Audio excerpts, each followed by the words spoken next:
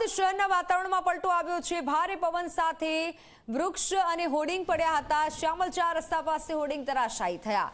ઘટનામાં વાહન પર જતી મહિલા અને પુત્રીને ઈજા પહોંચી છે। બંને ઈજાગ્રસ્તોને સારવાર માટે હોસ્પિટલ લઈ જવાયા છે। શ્યામલ 4 રસ્તા પાસે હોર્ડિંગ તરાશાયી થયાની ઘટના બની છે, જેમાં આજે અમદાવાદના વાતાવરણમાં પલટો આવ્યો હતો। ભારે પવન થતાં એક હોર્ડિંગ તરાશાયી થયું છે।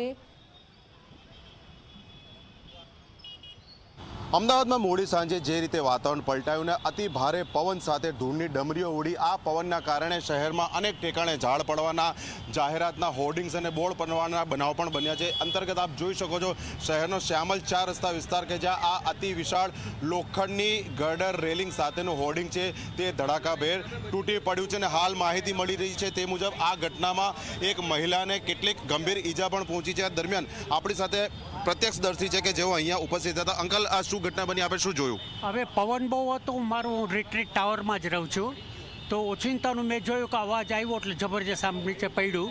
હું અહીંયા નથી રહેતો, હું તો લંડન રહું છું, પણ મારા માટે આ બધું નવીનતા કહેવાય। આટલું વાવાઝોડું જોરથી આવ્યું। કોઈને ઇન્જરી થઈ એવું કંઈ જાણવા? ના, કાંઈ નથી ખબર, એમને નથી જોયું, પરંતુ હાલ માહિતી મળી રહી છે કે આ જે ઘટના બની તેનામાં આ સમયે એક મહિલા પોતાની દીકરી સાથે પસાર થતા હતા અને તેમની ઉપર આ હોર્ડિંગ પડ્યું છે, જેનામાં મહિલાને શરીરના જુદા જુદા ભાગો ઉપર ગંભીર ઈજા પણ પહોંચી છે, જેમને નજીકની ખાનગી હોસ્પિટલમાં દાખલ કરવામાં આવે છે। આ મહિલાના નજીકના પરિવાર મિત્રજન છે, આપણે તેમની પાસેથી જાણીશું શું ઘટના બની।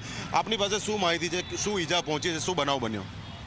પવન 2-3-4 દિવસથી આવવાની આગાહી હતી, છતાં મ્યુનિસિપાલિટીવાળાએ કોઈ પગલાં લીધા નથી।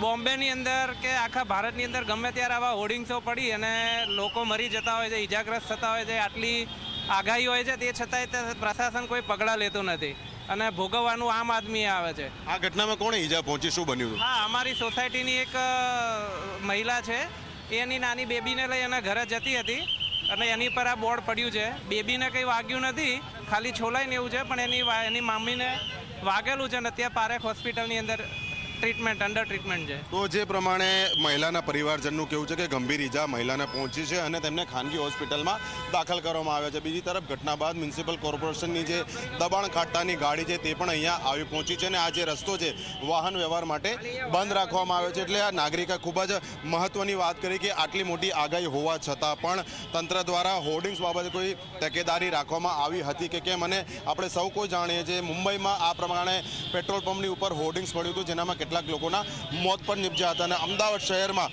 લાગેલા જે હોર્ડિંગ છે તેનો મામલો ગુજરાત હાઈકોર્ટ સુધી પહોંચ્યો છે, કારણ કે ઘણા એવા હોર્ડિંગ છે કે શહેરમાં ગેરકાયદેસર લાગેલા છે। ત્યારે હજી પણ જ્યારે હવામાન વિભાગની આગાહી છે કે ભારે પવન આવી શકે છે, તેવા સમયમાં અમદાવાદ મ્યુનિસિપલ કોર્પોરેશનની કામગીરી શું રહે છે તેના ઉપર સૌ કોઈની નજર રહેશે। કેમેરા પર્સન SP શર્મા સાથે અર્પણ કાયદાવાલા ઝી મીડિયા, અમદાવાદ।